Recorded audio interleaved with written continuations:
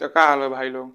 आशा करते हैं कि स्वस्थ और मस्त होगल भाई। फिर से गोले कायल बनी हम नया वीडियो आप लोग के इंटरेस्टिंग और मजेदार जोन की बातें अपना प्रमोद प्रेमी के ऊपर। भाई आज से उनकर गाना आयल 4 हफ्ता पहले।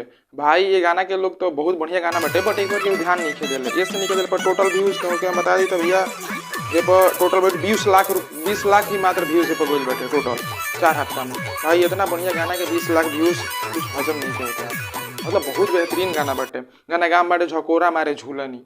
भाई ये गाना हमारा का पर्सनली हम बताई ना तो बहुत बढ़िया लग रहा है और हम बहुत मजे से सुनिए नहीं तो 3-4 बार से तो कम से कम बेकॉम नहीं सुन बेहतर सुन लगा हमें खुशी को कर अपन आवाज़ देने भाई।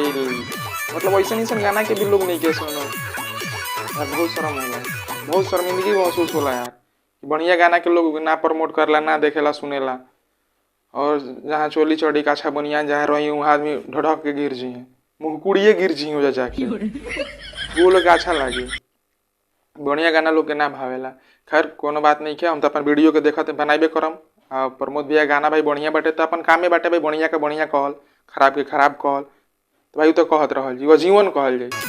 आवल जो गाना के तनी एक लाइन सुनल जाओ गाना के लहराए रे झकोरा मारे झूलनी साड़ी लहराए रे झकोरा मारे झूलनी।